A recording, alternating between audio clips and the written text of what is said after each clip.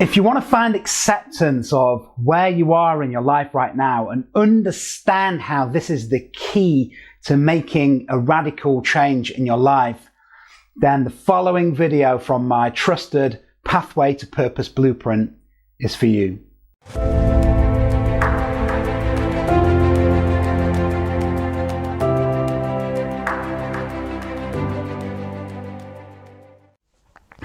Okay, so welcome back.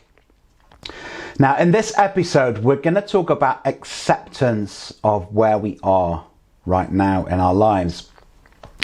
This is an incredibly important topic to discuss. And the reason that it's in this course and it's right here at the beginning is because it's probably one of the most important concepts to really get, because if we get this, it puts us into a state of being where anything can be possible. And that's what I want the outcome of this particular video to be. Now, this isn't something that we can always get straight away. And you will have many things that are going to come up for you. Your ego is going to be piping on in your ear, but saying, well, yeah, but I kind of get that, but things should be this way or should be that way. That's fine. That's going to come up for you. It's been coming up for you all of your life, so why not now? And this might not be something that you do get straight away. It might be something that takes some time to really stick in. But you may have one of those aha moments. I had a really deep insight on this quite recently, probably about 4 or 5 weeks ago. Quite a spiritual experience around this, where I really saw everything for what it is. So the problem is here that in our lives, we always want our life to be different most of the time, unless you think it's absolutely perfect as it is, which of course it is. But we always want things to be different. We want to have more money, we want to have lost more weight, we want to have found a husband or a wife by now, whatever it is that's going on. But there's always this sense of needing something to be different. And when I get to that point, I will feel a certain way. And, you know, we use words like should and could. I should be further along with my business now in my life. I should have more money in my life. I should be more like this and not like that. I could have made this decision. I could have done that. I should have done this. I should have done that. When you actually realize that this is a completely futile exercise, it's incredibly liberating. So the solution to this is actually extremely simple. It's to look at the present moment and to realize that it is all that it can be. This is all there is right here, right now. Everything that we think is our past, everything that we're projecting into the future is a figment of our imagination. It doesn't exist and we cannot affect it. You say, well, hang on a minute, Rob, I can affect my future. If I do this now, then in the future, you know, this will happen rather than that. Maybe, but then again, what is the future but another present moment? That's all it is.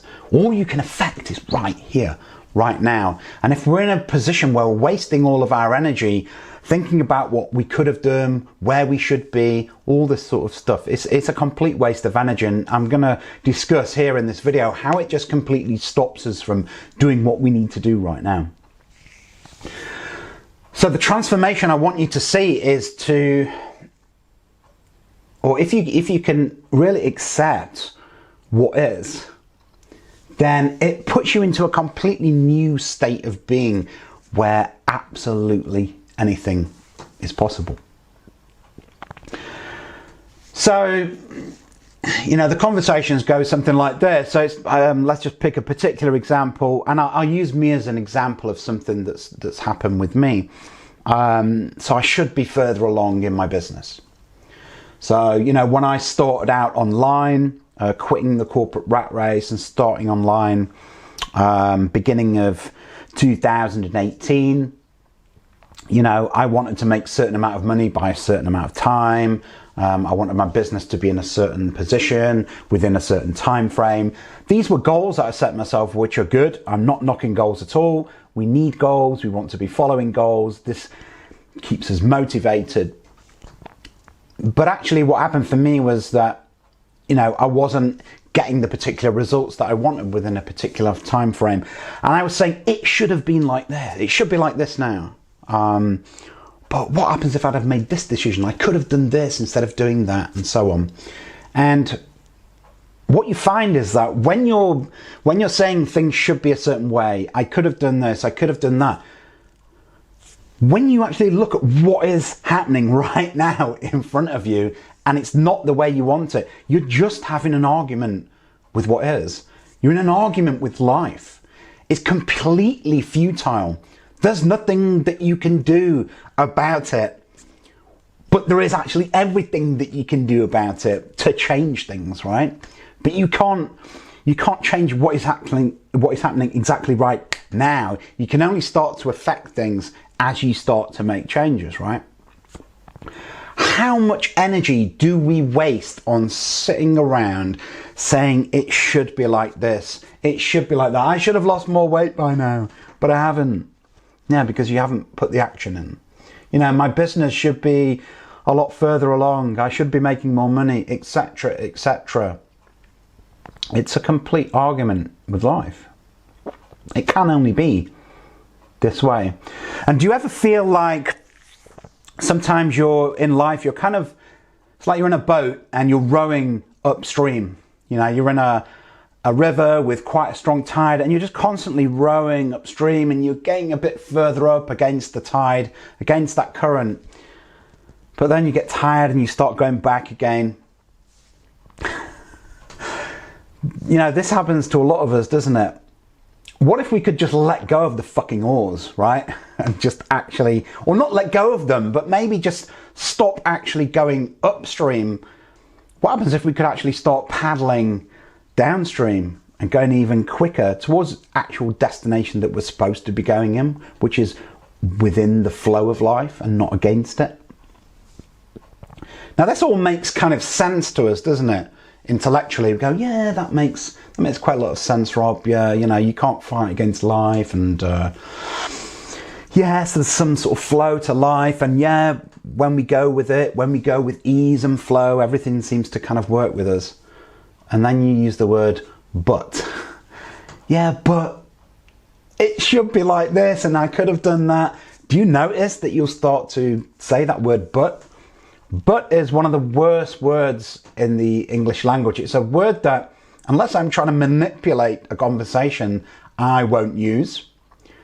And I try not to manipulate conversations these days. I substitute the word but with and, because when you use but, you just negate everything that you've said in the sentence before it. So, I love you, but, I think you're a really nice person, but, yeah, my business is it's going okay, and I'm making okay money, but you're just negating everything, and that's just having an argument with what is. Again, it's exactly what you're doing. Please remove the word but from your vocabulary and substitute it for and. And what is something new that you can do right now? What is an action that you can take right now to get you the kind of results that you want to get? So all of this should and could business, let me give you an example. So I started to talk about me, not getting to a certain point in my business when I wanted to. And so at the beginning of 2018, I quit my corporate career. Well, I say I quit it. I hadn't worked for 9 months because I was in recovery from addiction to alcohol and drugs. But I didn't go back to work, and I chose to start online, and I chose to use some savings that I had to start to do that. And I started to grow a business, an affiliate business, promoting other people's products online. And, I wanted to make a certain amount of money within 3 months and within 6 months. And whilst I was making really good progress, extremely good progress from learning how to create a business online and actually, getting out there, making a YouTube channel and Facebook groups and all this sort of stuff, and learning how to do digital marketing. I'd learned so much, yet all I was focusing on is I haven't got the result that I want within the desired time frame. And not only that, I was then looking sort of 3 or 4 months down the line saying, I'm going to run out of money here, And I started to focus on that. I started to focus on, I'm going to run out of money, rather than what can I do to push the business along and start to get the results that I want to get. But what this led to is, after this 3-month period, when I'd not made this particular financial target that I wanted to, I think I've made about 70% of it, which was really good. But I was focusing on, on the negative points, and I wasn't feeling good, right? I'd focused on having this feeling of feeling really good if I'd met this target. So I wasn't feeling that way. I was feeling negative. I was looking at the possibility that I was going to run out of money within a few months' time. And so I was suffering, I was suffering. I was always saying, I should be here. I should be there. I should have made that decision. I should have made this decision. And I was feeling really negative, and this led to inertia and also setting goals which were negative, trying to hold on to money instead of being really active and spending money on marketing in a positive way and things like that. And do you know what happened? In 3 months, as I focused on losing money and having these negative goals and feeling really down and despondent, even though looking back I was doing really well, I ended up actually running out of money and having to borrow £10,000, which I then turned into £30,000 actually, surprisingly, because when I had that money and I felt good, I started to take really good action, the right action, and was able to triple that money, pay that money back to the person that I borrowed it from, and then go on and build my business from there. But here's the thing, when you're, and in this particular example for me, when you're saying, I should be here, I should be at this point in my business, or whatever it is, I could have done this, I could have done that. When we do this, are we at the effect of those shoulds and coulds? Are they controlling us? Or are we affecting those shoulds and coulds? Are we getting into a position where we're seeing that we're saying that, but understanding that we need to make a change about the way we are being at that moment? And often it's not the activities that we need to change, it's our sense of being that we need to change, the way that we are. When we actually can do that, the actions that we need to produce the goals that we want actually just become very, very easy. Now, when we talk about being at the effect of shoulds and coulds, this is where marketers are very good. So, think about, selling a car or something, a car manufacturer, a car company. They're telling you, you need to be like this person. You should be like this. And when you buy this car, you're going to feel amazing. You're going to feel like this guy. Or, you need to buy this kind of shoes, and I don't understand shoes kind of thing, ladies, sorry, but just using you ladies as an example at the moment. You need to buy these shoes, and when you get the shoes, they're going to make you feel amazing, and blah blah blah. You're completely at the effect of this should and in this instance, not really could, but should. You should have this, and therefore then you will feel like that. Now, have you ever noticed, especially when buying things as well, looking for things externally from us to give us pleasure, to make us feel good, that initially we do feel like that. We get attached to that emotion that we're promised. Yeah, that causes us to take an action, which is then to say, in this example of shoes, for instance, so you're made to feel good by the marketing. You feel that way. You have a sense of being. You take action, which is to go out and purchase the shoes. You get the shoes and you feel great when you've got the shoes. You go out in the shoes, you go out to dinner, you go out dancing, whatever it is that you do, you feel great. But what happens? that kind of wears off, doesn't it? What you've been promised wears off. That feeling goes because it's not actually the thing that you bought that makes you feel good. You felt good anyway. It was your sense of being that gave you a sense of happiness, maybe fulfillment for a short while. It wasn't the shoes, it isn't the car, it isn't the thing that you get that makes you happy. It's the feeling. And this is what marketing promises. It promises, when you get X, you will feel like Z. But the thing is, when you're watching this advertisement, you're feeling like Z already, right? And when you're in that state of being, then you go and make the action and you make the purchase, as I said. This is how marketing works. Watch this next time you get moved by some kind of marketing and you feel an impulse to buy something. This is very interesting that we're talking about a state of being here, because, accepting where we are at the moment, that things can't be a different way, that, things shouldn't be a different way, they could be a different way, all of this kind of nonsense. It can put us into, well, actually, should I say first that is going to put us into a very negative energy.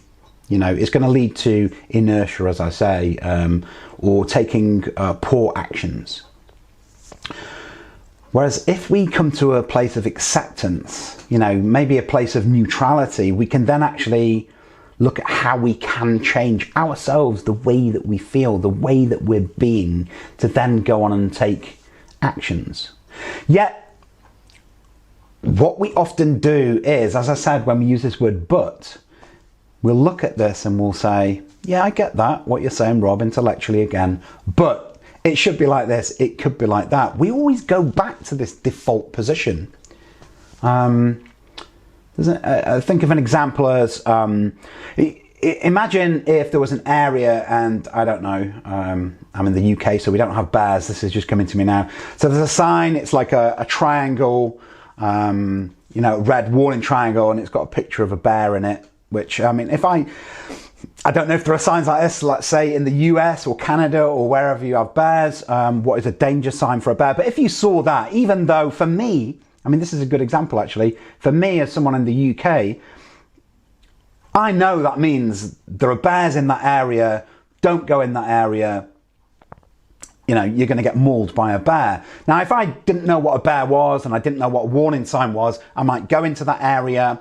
I've seen the sign, but I don't know what it means. I go in there, a bear runs after me, and then I kind of put two together and I think, okay, next time I see that sign, I'm not going to go in there. I've learnt my lesson, right?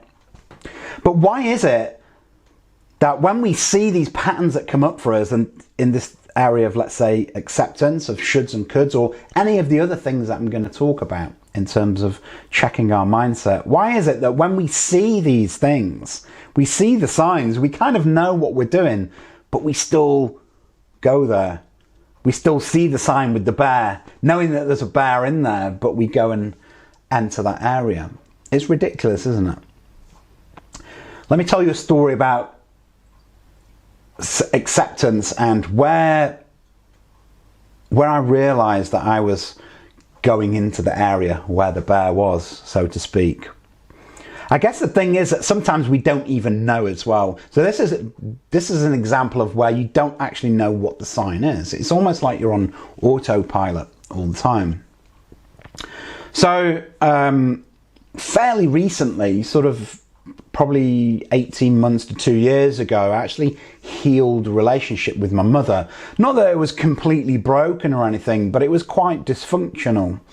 So, as a recovering alcoholic and addict, I've done a lot of work of making amends to people as part of a 12-step recovery process, and really having a deep introspective look at myself and how I operate, and have radically changed my life. But so what would happen with my mom was that, ever since the age of about 11, that I can remember, my mum's, this word always comes up for me, which is you're obnoxious, which I'm sure I probably was.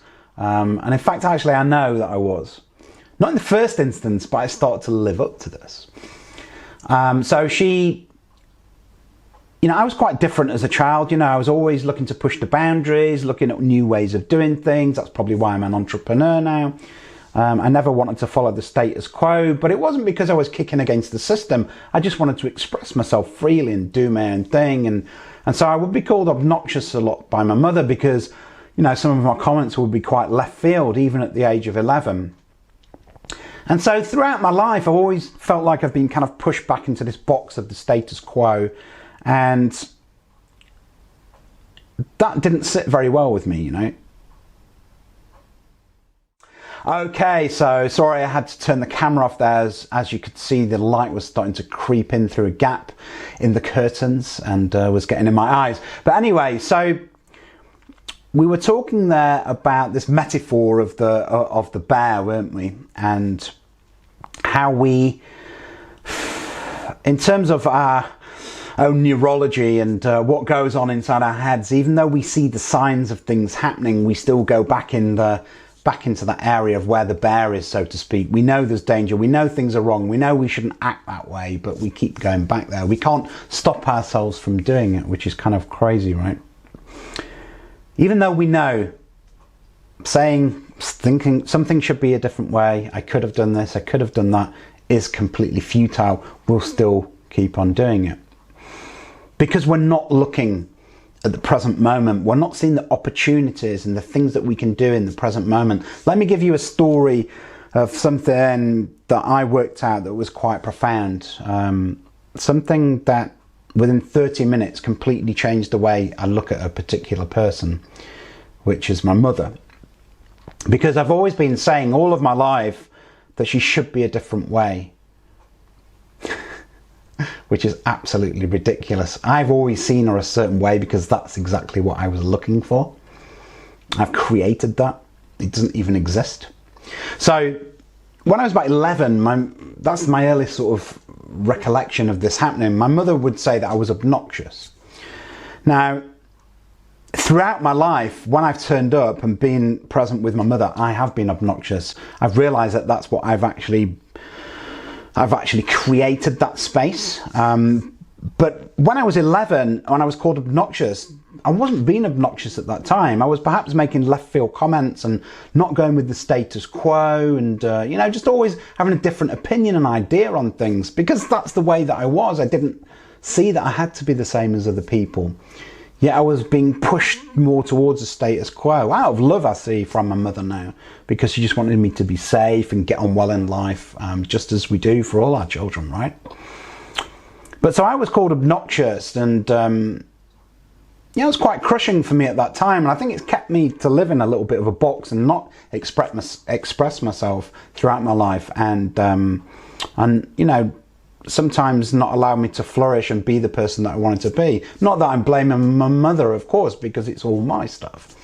But that's not actually the point of what we're talking about here. So the point is that, so throughout my life, what actually would happen is I would show up as this obnoxious, I would say 14-year-old. I was very obnoxious at that age. But we're talking about when I'm in my 20s and 30s and probably even into my early 40s. When I turn up to my mother, I'm this obnoxious 14-year-old. I'm looking ways of pushing her buttons, and I'm seeing her as someone who, doesn't see that I can express myself, is all about, the status quo and keeping everything safe, doesn't have her own ideas, blah, blah, blah, all of this story that I'm telling myself. And my mother kind of turning up like the mother of a 14-year-old obnoxious child. And so throughout our lives, even though, as I said, our relationship was okay, there was some kind of friction always there between us. We're always kind of pushing each other's buttons and just not having a really close relationship. And what I actually understood when I approached my mother about this a couple of years ago as part of my recovery program, my 12-step recovery program, I actually found that I think my mother found me quite threatening because I did have all of these different ideas and was quite different, and she would always find herself getting into an argument with me. And one of the issues that I had with my mother as well was I felt that she was very distant with me and didn't love me the same as my two brothers and my sister. And what I found out was that she just rather than getting into an argument with me, because I was always pushing her buttons and trying to be obnoxious, she would rather be a bit more distant. She'd rather not have an argument with me than actually, interact with me. And so the whole point of this, why I'm telling you this story, is that I always thought that my mother should be this way, could have done this, could have done that. I didn't even know the whole story, but I was creating this whole environment around myself and my mother from all of these shoulds, all of these shouldn'ts, and wasn't able to accept her in the present moment every time I saw her for who she actually was, which wasn't this person that I perceived her to be. So all of this energy that I'd wasted, I feel goosebumps on myself at the moment, actually. All of this time wasted over the years, all of this energy wasted to try and see and manipulate the situation, to actually see what I wanted to see, almost. Because aren't we actually, all we're doing is we want to make ourselves right. When we're saying should and shouldn't and everything, we're blaming everything else. We're trying to make everything look a certain way, almost to keep us safe, for our egos to show us that that's the way that things are. And for me and my mother, what it meant was that relationship was always the same from the age of 11 to, what was I, probably 42. Absolutely ridiculous.